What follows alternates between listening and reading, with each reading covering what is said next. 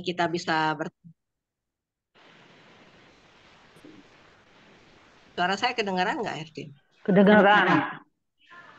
Ya, senang sekali pagi ini kita bisa bertemu kembali dan bisa saling bertegur sapa walaupun secara online. Seperti tadi senang sekali ya semuanya sudah bisa ngobrol, menanyakan keadaan masing-masing. Dan sebelumnya sebelum memulainya, saya akan membacakan terlebih dahulu. Perlensia, hari ini temanya adalah tak pernah sendiri. Dibacakan dari Yohanes 14 ayat 15 sampai 17 yang akan dilayani oleh Pendeta Emeritus Iwan Triwahyudi. Pengiring pujian pada hari ini adalah Pak Sutri Yohanes dan Vera. Ya, terima kasih untuk kehadirannya. Saya akan membacakan tata tertib.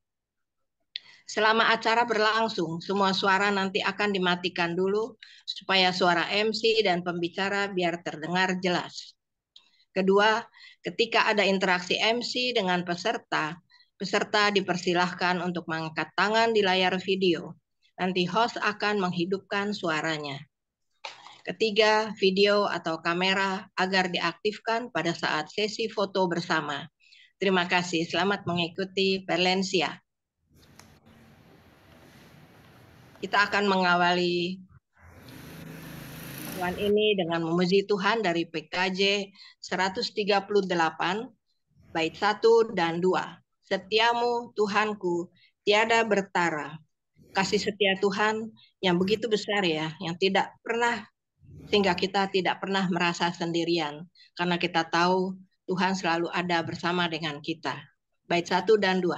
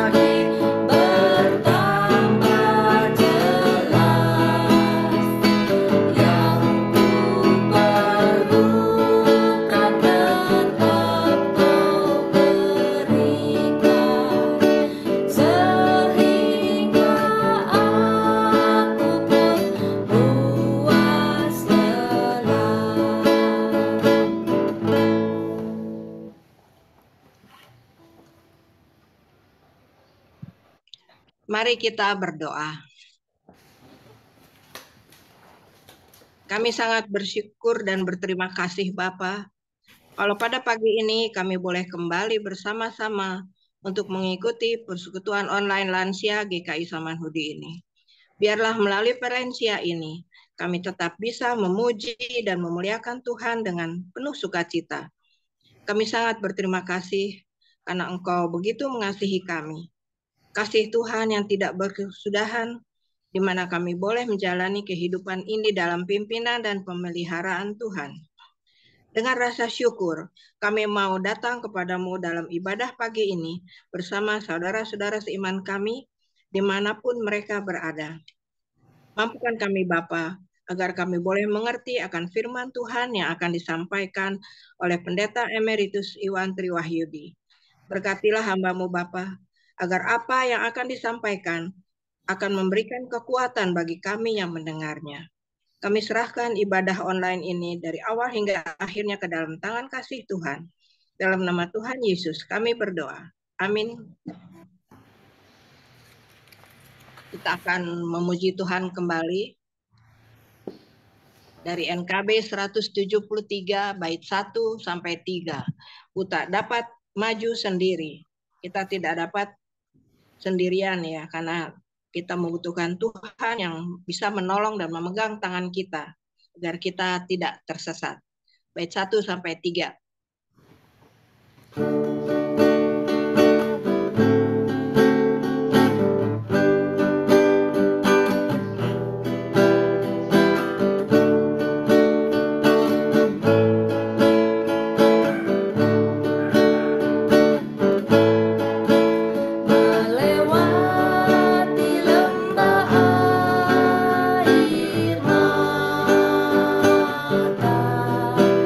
Jalan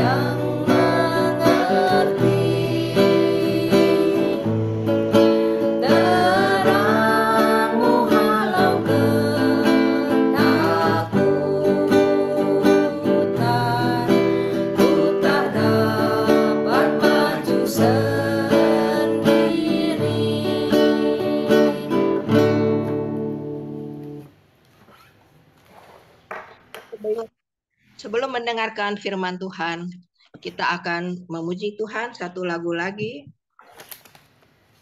dari PKJ 198 bait 1 sampai 3. Di hatiku ya Yesus. Kemudian kita akan dengarkan firman Tuhan yang akan disampaikan oleh Pendeta Emeritus Iwan Triwahyudi. Bait 1 sampai 3.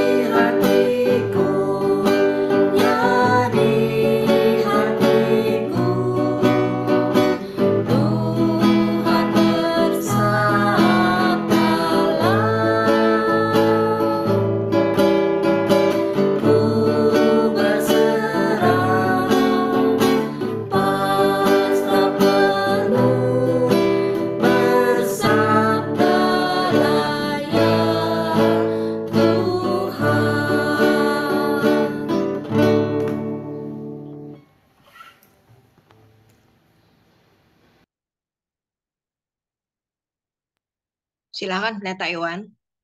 Ya, selamat pagi Bapak Ibu Opa Oma. Kita bersama hendak merenungkan sebagian firman Tuhan. Sebelumnya mari kita satu di dalam doa. Dalam anugerah-Mu ya Tuhan, pada pagi hari ini kembali kami dapat dipertemukan dalam persekutuan Perlensia. Dan kami bersyukur bahwa ketika kami boleh bersama dengan rekan-rekan seiman, saudara-saudara seiman boleh hadir dalam persekutuan walaupun secara online, secara virtual.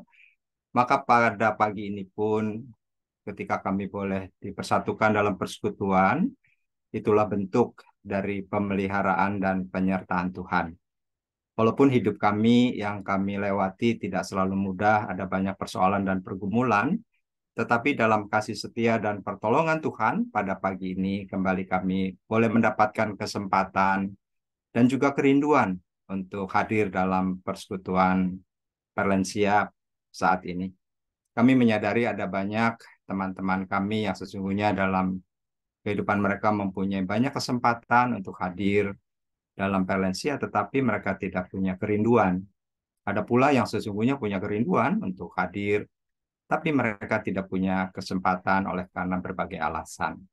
Namun pada saat ini, dalam kasih karunia Tuhan, Tuhan tidak saja memberikan kepada kami kesempatan, tapi juga kerinduan, sehingga melaluinya kami boleh bersama dengan saudara seiman kami, hadir dalam Perlensia, memuji memuliakan nama Tuhan, dan terlebih dari semua itu kami juga disapa oleh firman-Mu.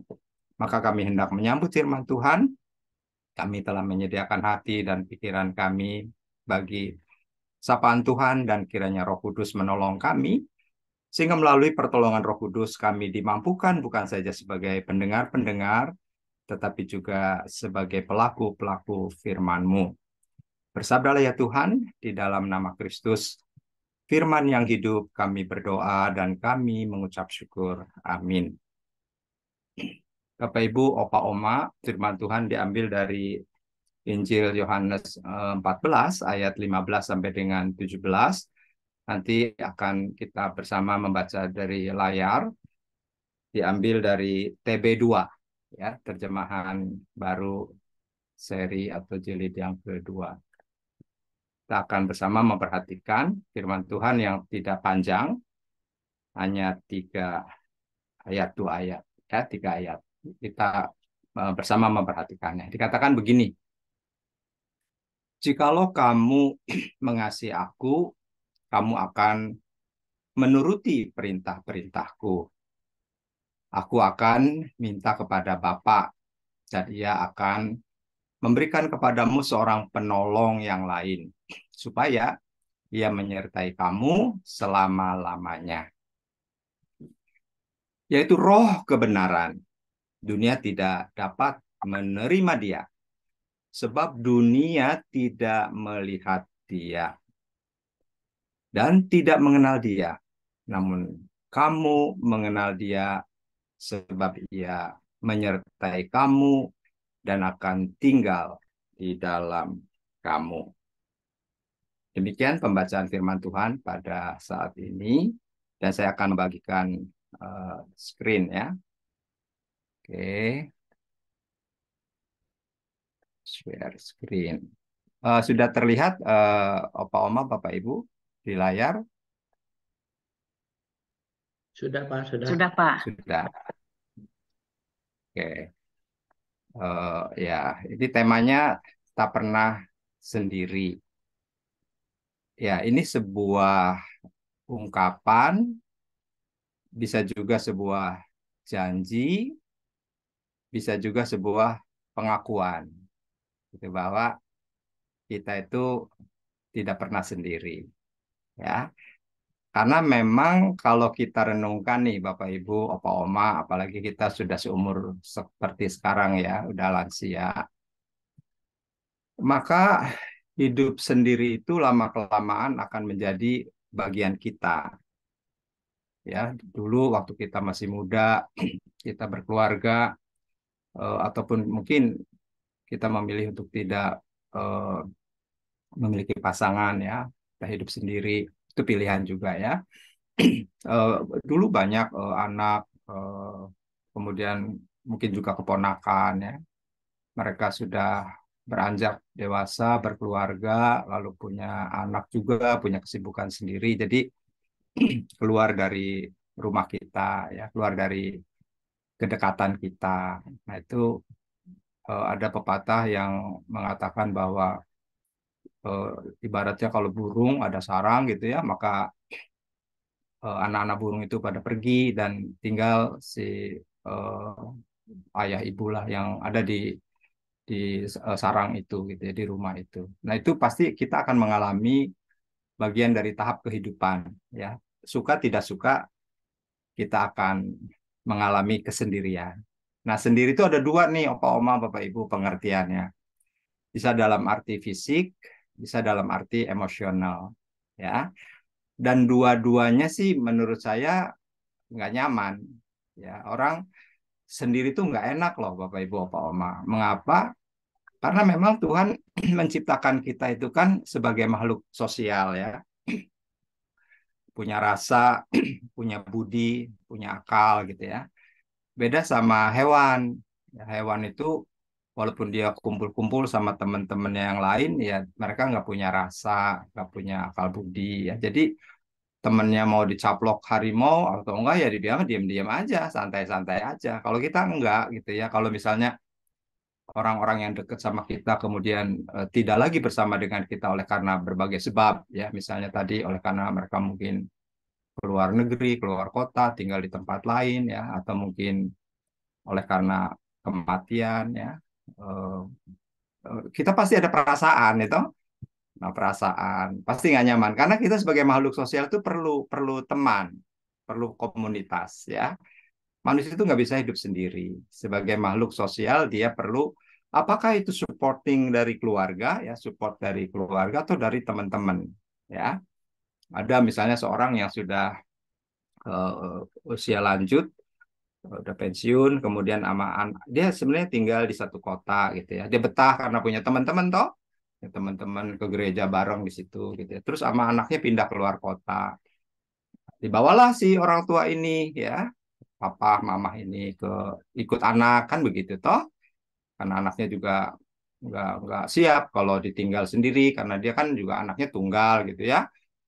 Pergilah dia ke kota lain, hiduplah di sana dan di sana nggak ada teman gitu loh si opa oma ini, nggak ada teman, gereja juga orang-orangnya nggak banyak kenal gitu ya karena dia kan orang baru di situ. Lama kelamaan ngedrop, sakit ya, kalau udah begitu kan keluar tuh penyakit tuh, sakit oleh karena kesendirian itu bahaya buat kita ya secara emosional maupun secara fisik, lalu ngedrop ngedrop ngedrop meninggal gitu. Tapi kalau misalnya dia mungkin hidupnya masih di dekat dengan teman-teman, satu gereja, banyak sosialisasi, mungkin ya memang kalau umur mah Tuhan punya kuasa ya, tapi biasanya itu sangat dipengaruhi oleh apa namanya kondisi sosial kita juga ya.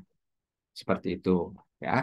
Nah, maka tema ini penting buat kita khususnya yang sudah seumur-umur. Saya juga udah lansia karena udah 61 ya. Menurut menurut pandangan umum bahwa lansia itu umur 60-an. Sebenarnya 55 itu pralansia ya. Nah, 60 itu udah lansia sampai seterusnya. Oke. Nah, Bapak Ibu, Opa Oma, nah dalam kesendirian itu kan bisa sendiri dalam arti fisik ya, orang sendiri mungkin tidak kesepian gitu ya. Tapi kebanyakan orang yang sendiri itu kesepian. Ya, tak pernah sendiri berarti sesungguhnya ingin meneguhkan, menolong, dan menghibur kita bahwa kita nggak sendirian, nggak merasa kesepian. Nah, kita harus menghadapi keadaan ini bukan dengan kekuatan kita. Nah, kita bersama akan mendalaminya dengan kekuatan firman Tuhan ya, sebagai sebuah jaminan. Emotional loneliness, lonely ya, seringkali kita kesepian ya, loneliness, kesepian emosional ini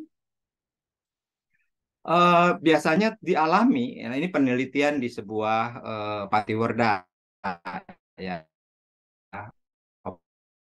Bapak Oma, Bapak Ibu, ini penelitian di teori, tapi yang dialami kan berarti semua orang banyak mengalami ya. Nah, emotional loneliness ini adalah kesepian emosional ketika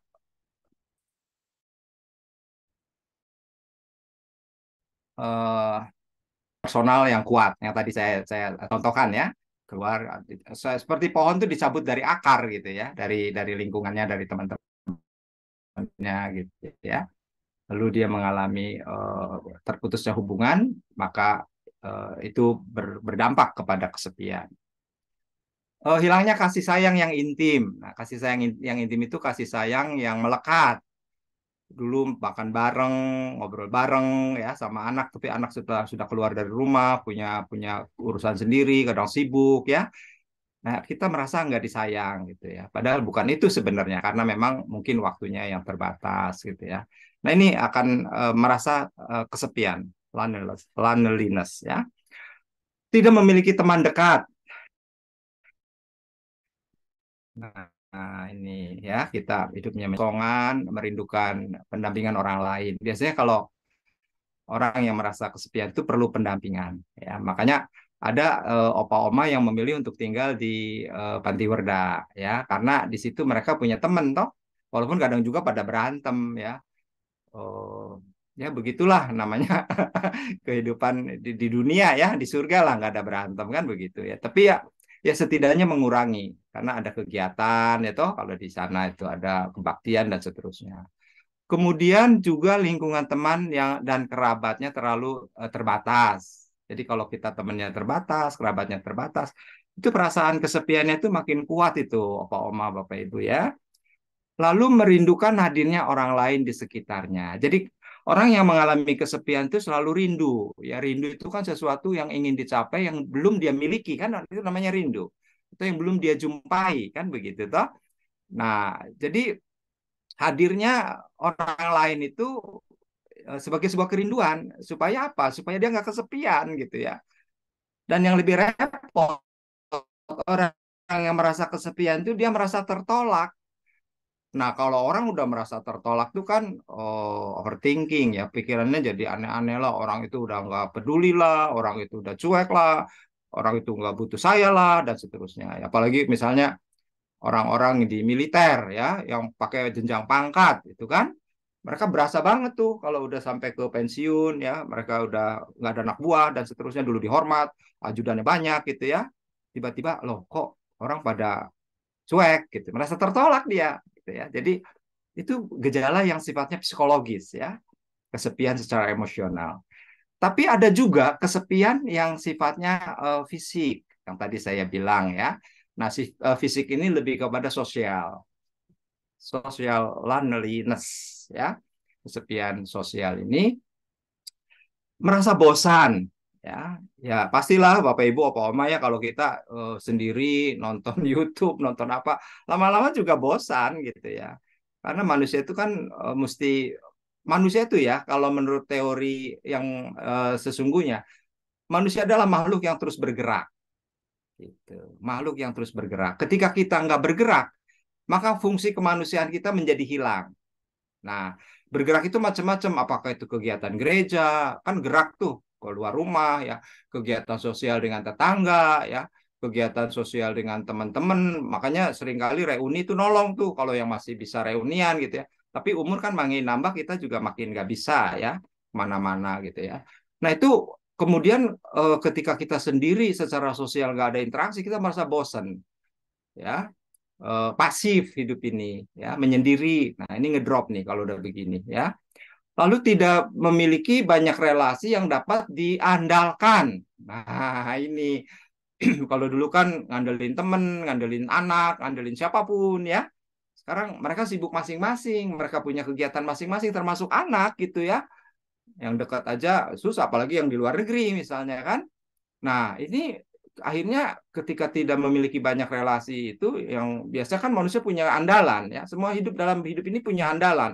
Andalan misalnya uang di bank, di deposito, andalan mungkin ada dokter yang bisa merawat saya sehingga kalau ada apa-apa saya bisa sembuh, andalan anak misalnya ya, kalau ada apa-apa anak urus gitu ya.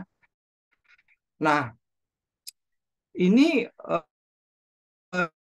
dalam hal ketika dia misalnya dengan relasi teman-teman ya, dia itu orang yang memiliki sedikit teman yang semula teman itu cukup dekat gitu ya, dan bisa diandalkan, atau siapapun itu termasuk anak, kemudian merenggang, kemudian jauh dari lingkungan keseharian hidup dia begitu ya Bapak Ibu. Nah ini orang mengalami kesepian seperti itu. Nah kemudian apa yang dialami oleh para murid? Nah tadi kan kita membaca tuh Bapak Ibu, Bapak Oma ya. Waktu itu ketika Yesus hendak berpisah ya, pada waktunya kan Yesus akan naik ke surga ya. Nah, Tuhan sudah mempersiapkan nih murid-muridnya. Oke. Nah, murid-murid tentu saja merasa kehilangan. Bayangin, mereka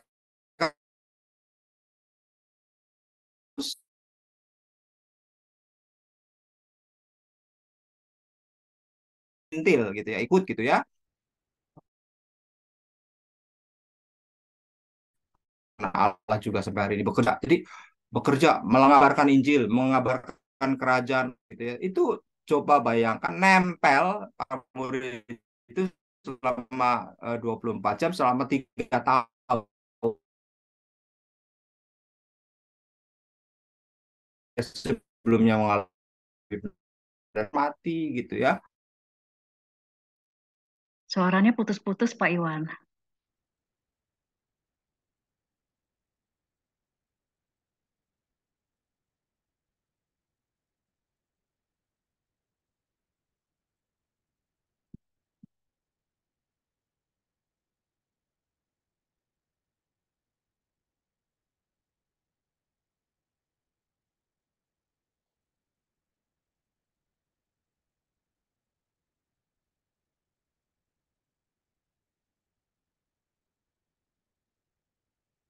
Ya, sorry.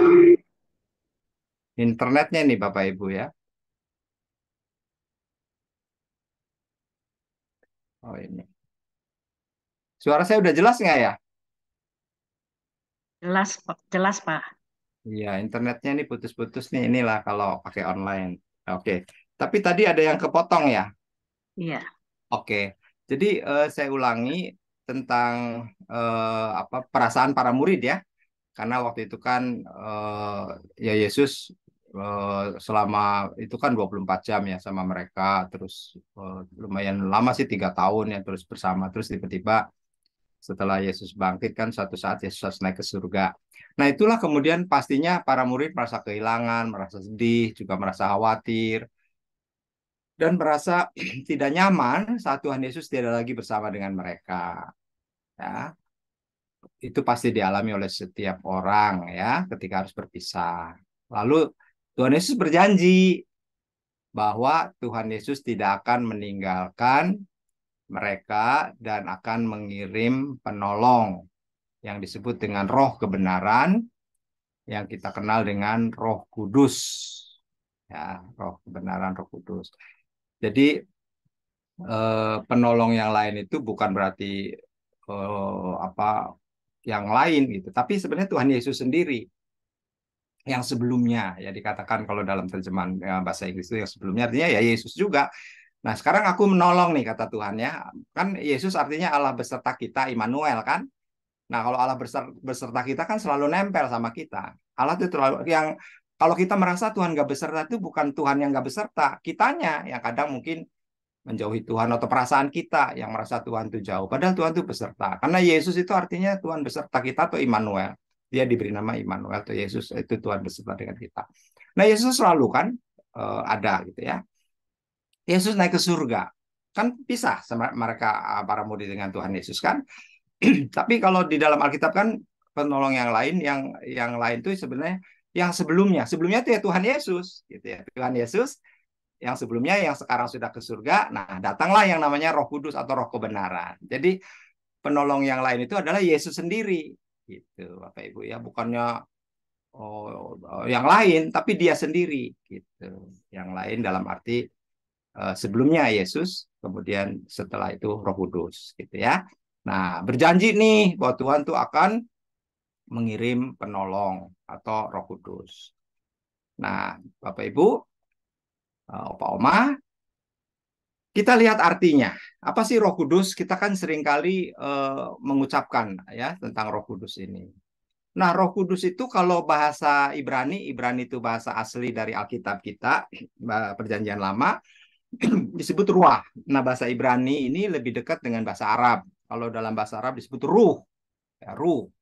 Kalau bahasa Ibrani ruah. Tapi kalau di dalam bahasa Yunani itu bahasa Perjanjian Baru Alkitab kita itu disebut pneuma, ya pneuma.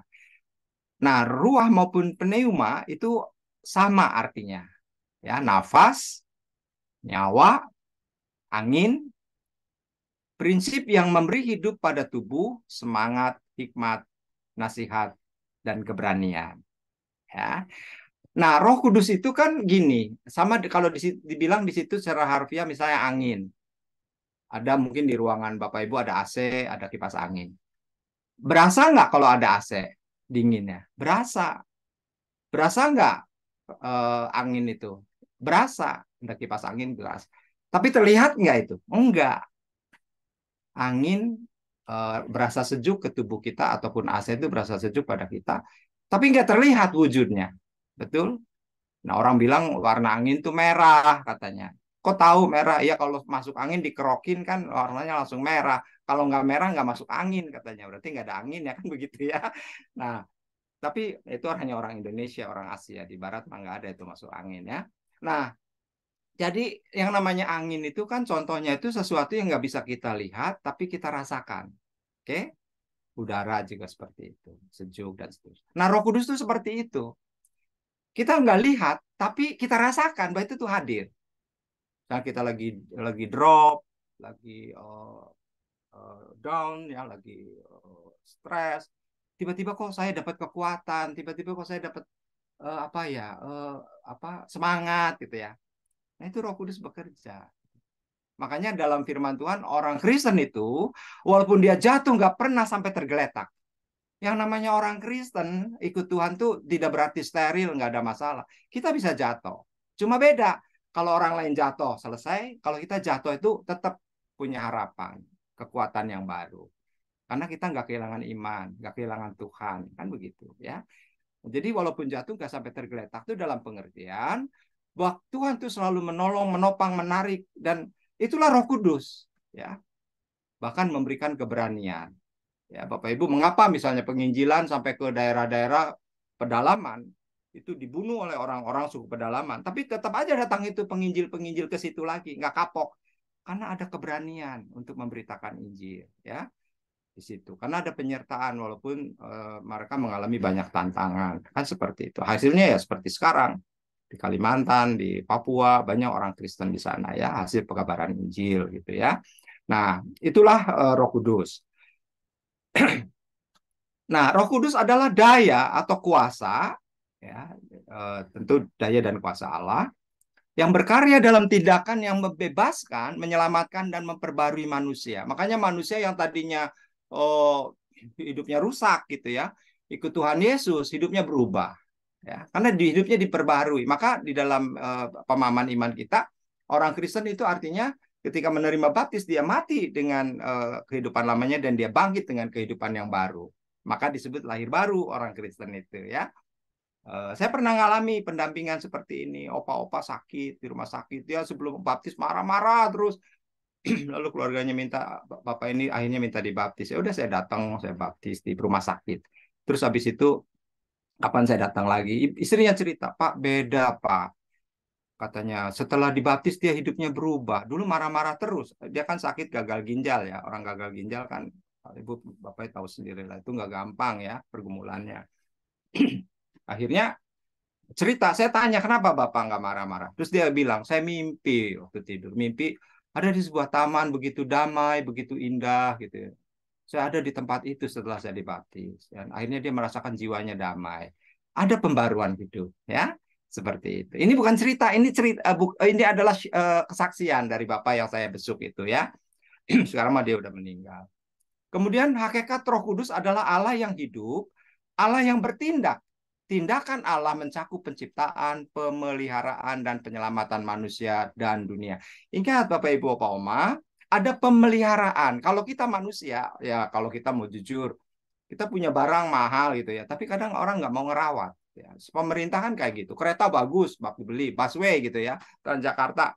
Habis itu nggak dirawat ya, ambrol semua gitu kan. Nah, kalau Tuhan enggak, dia ciptain, dia pelihara, dia rawat. Nggak pernah meninggalkan ciptaannya. Artinya apa? Tuhan nggak pernah ninggalin Bapak, Ibu, Opa, Oma, dan saya. Apapun dan bagaimanapun keadaan dan masalah kita. Ini luar biasa. Ya. Karena Tuhan itu selalu, walaupun Tuhan secara fisik nggak ada, ya Tuhan Yesus itu naik ke surga. Tapi Roh Kudus itu dikirim buat kita sampai hari ini. Bapak, Ibu, gereja 2000 tahun lebih mendapat aniaya, pembunuhan orang Kristen, dibunuh, tapi hari ini nggak pernah punah gereja itu. Mengapa? Karena Roh Kudus selalu menyertai, sehingga kita sampai hari ini tetap ya percaya pada Tuhan Yesus dan kita sungguh ada dalam pemeliharaannya.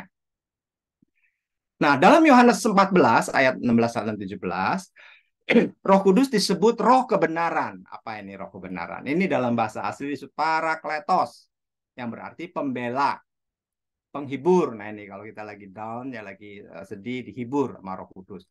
Pengantara, ya kita sama Allah Bapa kan terputus karena dosa, dia jadi pengantara sebagai jembatan melalui kematian dan kebangkitannya. Penguat, ya, pendamping, oke, ngedampingin kita, pendorong. Jadi kalau kita lagi mogok-mogok didorong sama Roh Kudus, ayo ikut perlensia, ayo ikut lansia. Kita kan kadang ada mogoknya, tiba-tiba pergi lagi gitu ya. Pelindung dan penolong. Nah, yang penting di sini disebut pembela. Nah, dalam terjemahan lain disebut advokat. Nah, Bapak Ibu, apa artinya advokat atau pembela? Pembela itu, walaupun orang sudah tersangka dan orang itu ada dua alat bukti bahwa dia itu memang melakukan tindakan kejahatan atau kriminal, tetap dibela. Walaupun dia seorang pembunuh yang luar biasa dan harus dihukum mati, tetap harus ada pembela. Ya, jadi kasus-kasus yang hukumannya berat harus ada pembela. Kalau keluarga tidak bisa nyiapin pembela, pemerintah nyiapin pembela, seperti itu. Yang kemarin kasusnya Sambo itu ya, Eliezer itu kan dibela oleh negara ya, gitu ya. Nah, mengapa Tuhan Yesus atau Roh Kudus itu disebut pembela? Bapak Ibu adalah orang-orang yang mendapat hukuman mati oleh karena dosa. Kita nggak bisa keluar dari penebusan dosa itu dengan ibadah kita, dengan amal baik kita, nggak bisa. Itu hanya mungkin dengan anugerah, ya, hanya mungkin dengan pertolongan Tuhan, pemberian Tuhan. Kalau usaha kita nggak bakalan bisa. Nah, kita tuh dihukum mati oleh karena dosa kita, ya, dosa Adam dan Hawa dan sampai ke kita gitu ya, dosa keturunan. Kita dihukum mati. Tapi Tuhan Yesus, Roh Kudus ini membela kita. Membela kita orang yang dihukum mati supaya apa? Supaya kita dibebaskan dari hukuman mati, dari maut. Maka orang yang dibela oleh Yesus Kristus, oleh Roh Kudus itu, kita adalah orang-orang yang mendapat keselamatan. Barang siapa yang percaya kepadanya tidak binasa, melainkan beroleh hidup yang kekal. Mengapa? Karena kita dibela, harusnya kita hukuman mati. Kita nggak benar, tapi dibenarkan oleh Roh Kudus.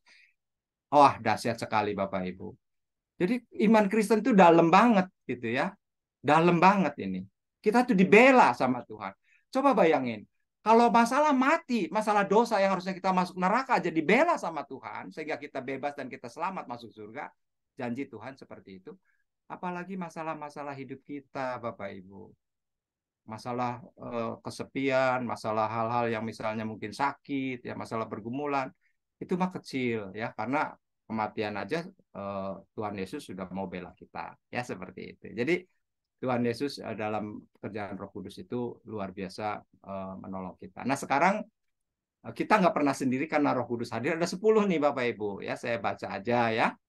Memberi semangat yang baru, menolong pada saat kesulitan, ya kalau kita sulit, kedukaan dan sesuatu Tuhan hadir. Memberi kemampuan untuk menghadapi hidup, bahwa hidup itu nggak selalu mudah.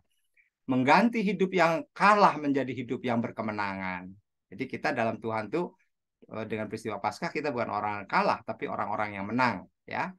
Kemudian selalu siap setiap saat datang membantu, itu Roh Kudus, ya. Memberi uluran tangan saat-saat gelap. Kadang hidup kita merasa gelap, ya. Ketika ada sakit, ada masalah apapun, kita kadang hidup ini gelap. Tapi Tuhan memberi uluran tangan untuk kita nggak berjalan dalam kegelapan. Menuntun di jalan yang licin, maksudnya licin itu ketika kita ada dalam bahaya, ya, dalam bahaya kepleset, Tuhan topang kita supaya nggak kepleset, kan begitu ya. Mengingatkan, Roh Kudus kan fungsinya mengingatkan, selalu menyertai sebagai pegangan yang benar dan dapat dipercaya. Dan yang ke-10, membuat para murid merasa aman. Bayangkan Bapak Ibu, kalau Roh Kudus itu adalah memberi jaminan kepada kita, kamu nggak sendiri, aku selalu bersama dengan kamu, dan 10 ini Tuhan lakukan dalam hidup kita, maka kita akan merasa aman. Lalu apa yang harus kita lakukan? Pertama, kita harus mengakui bahwa kita ini rapuh. Bapak Ibu, seringkali kita nggak mengakui bahwa kita itu rapuh. kita tuh lemah, ya. Jadi kalau kita mengalami kesepian emosional, ya, juga secara sosial, ya, hidup kita merasa kosong, ya, merasa sendiri, kita membutuhkan kasih sayang, membutuhkan perhatian, membutuhkan teman untuk bicara dari hati ke hati, membutuhkan pendampingan yang dapat menguatkan kita. Bahwa kita itu mengalami kesepian seperti itu adalah ya kita akui aja, memang betul. Memang saya itu rapuh. Gitu. Saya tuh nggak berdaya, nggak bisa apa-apa.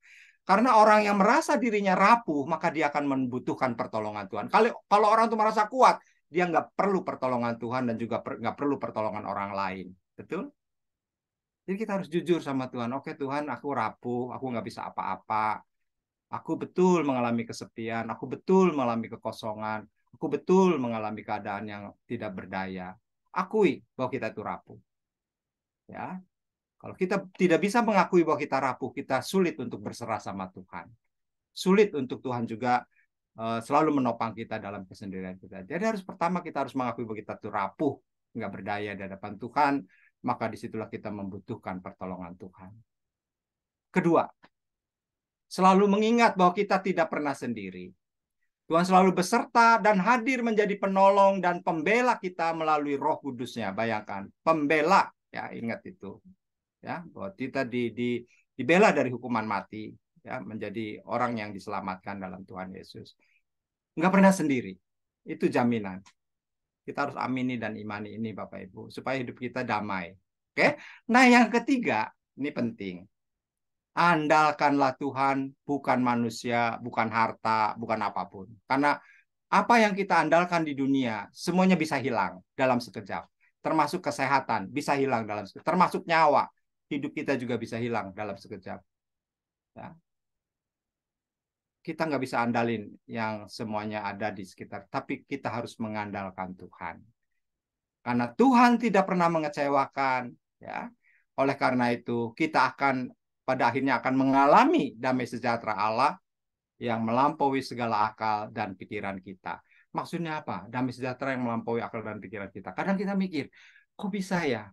Seberat ini, sesusah ini, kok saya tetap bisa ngalami damai sejahtera ya? Kalau orang kan bilang, kok nggak masuk akal ya? Harusnya kan orang kayak gitu kan mungkin stres. Orang itu harusnya kan maaf ya, bunuh diri atau tapi kok dia enggak gitu ya? Mengapa? Karena dia mengalami damai sejahtera yang melampaui segala akal dan pikiran kita. Ini 3 hal Bapak Ibu yang harus kita lakukan. Maka ketika kita mengalami semua ini, kita tidak pernah sendiri. Amin.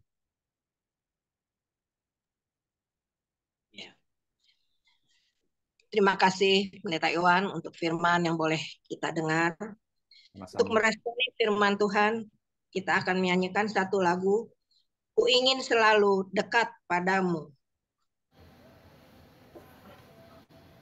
Dari PKJ 258 bait 1 sampai 2.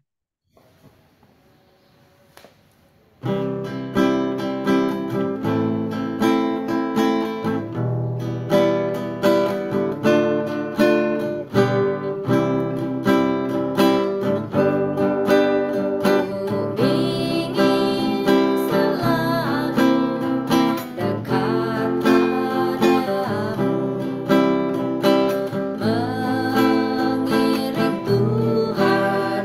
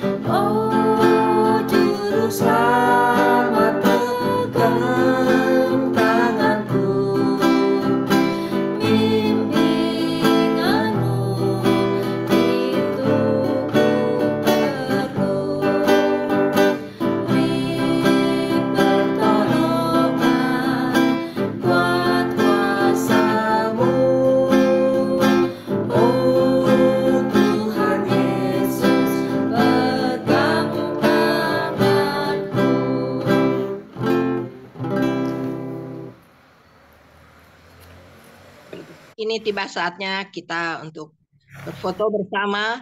Kami persilahkan Bapak Ibu untuk membuka video atau kamera agar bisa terlihat wajahnya. Silakan Arman. Ayo Oma Opa, dibuka ya kameranya. Kasih senyuman yang terbaik. Ayo, 3, 2, 1. Sekali lagi ya. 3, 2, 1. Oke, terima kasih Opa Oma. Terima kasih Arman. Lagu yang terakhir kita akan memuji Tuhan dari PKJ 179 bait 1 sampai 2, Kasih Paling Agung. Setelah itu dilanjutkan dengan doa syafaat yang akan disampaikan oleh Pendeta Iwan dan dilanjutkan dengan lagu Bapak Terima Kasih. Bait 1 dan 2.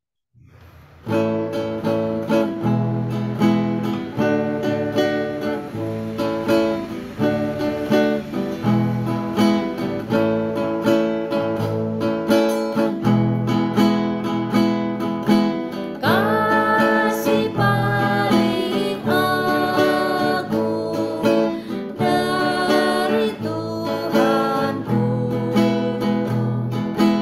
kini ku sadari di dalam hatiku.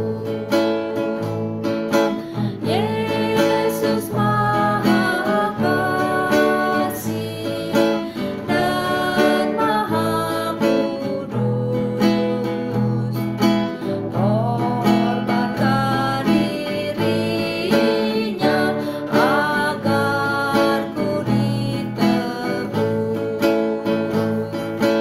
Dia menaklukkan maut dan dosaku.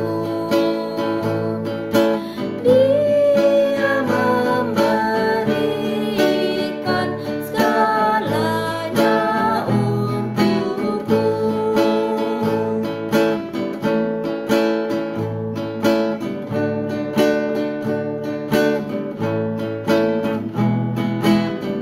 Bait yang kedua. Ini kan ku ingat selama hidupku, takkan ku lupakan sepanjang umurku. Kan ku beritakan sekelilingku dan ke ujung dunia sejauh kuatku. Apapun terjadi atas diriku, takkan ku lepaskan kasih-Mu Tuhanku.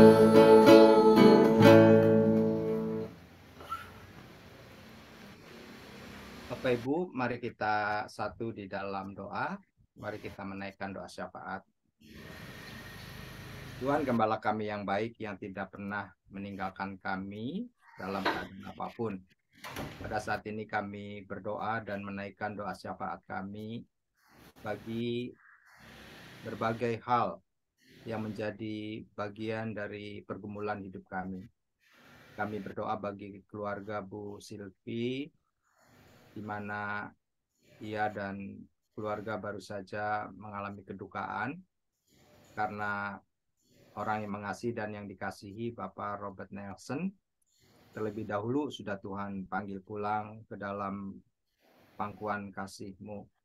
Dan biarlah kiranya Tuhan tetap meneguhkan, menghibur, dan menguatkan Bu Silvi bersama dengan keluarga, sehingga mereka mampu melewati hari-hari ke depan, suasana yang baru setelah tidak lagi bersama dengan Pak Robert dalam perjalanan hidupnya ke depan. Kiranya Roh Kudus juga selalu hadir untuk menghibur mereka.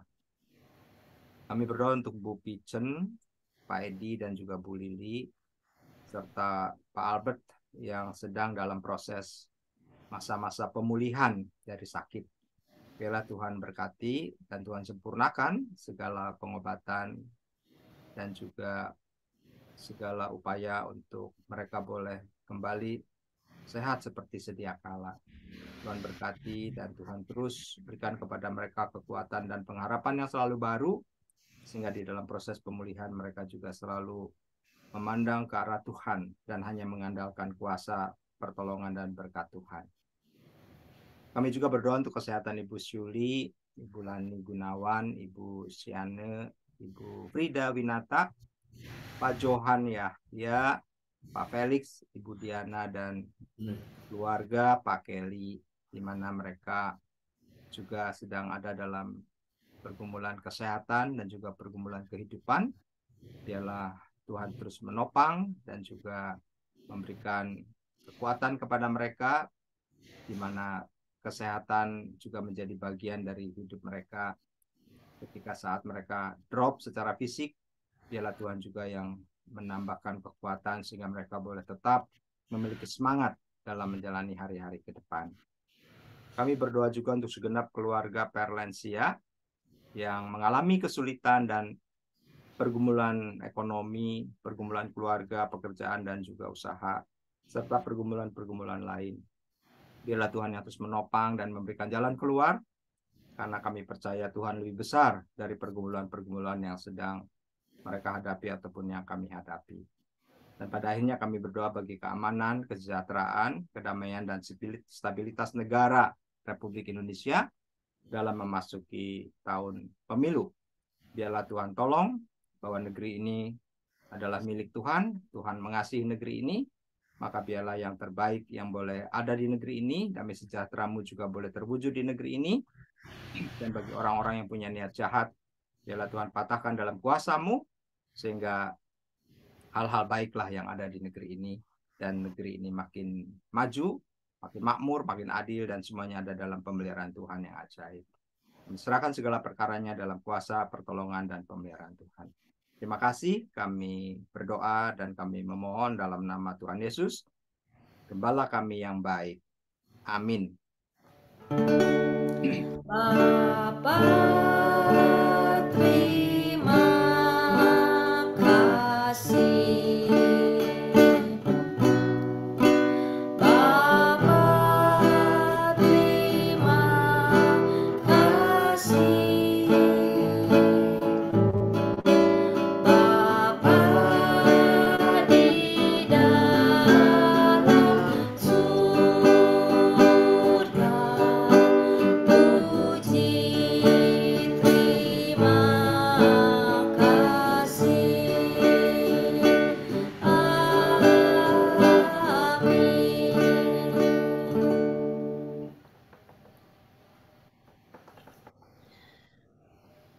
Kami mengucapkan terima kasih atas pelayanan firman yang dibawakan Pendeta Iwan yang menguatkan kita semua. Juga terima kasih pada pemusik Pastutri Yohanes Vera yang sudah melayani puji-pujian ini. Juga terima kasih bagi Saudara Arman, Ibu Ertin, dan semua yang terlibat dalam pelayanan Perlensia ini hingga bisa terlaksana dengan baik.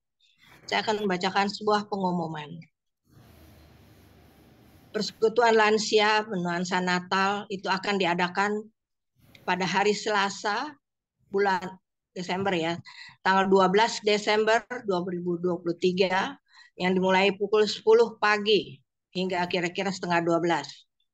Tema adalah lawatan Allah yang menghadirkan sukacita yang akan dilayani oleh Pendeta Frida Situmorang.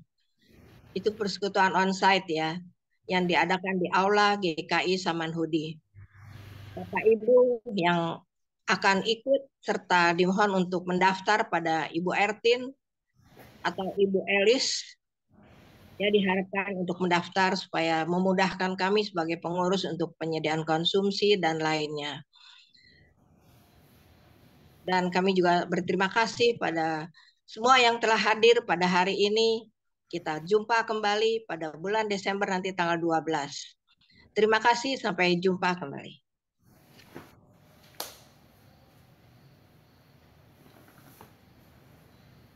Makasih Pendeta Iwan. Makasih Pendeta Iwan. Roh Kudus yang Sama-sama, terima bikin kasih semuanya kami ya. menjadi sukacita. Makasih Bu Yuni. Makasih Cici Semangat. Vera, Koko Menurut Pak Iwan, Yohanan. Roh Kudus membuat kami ada sampai sekarang. Ya, amin, amin, Menjadi amin. kuat Pak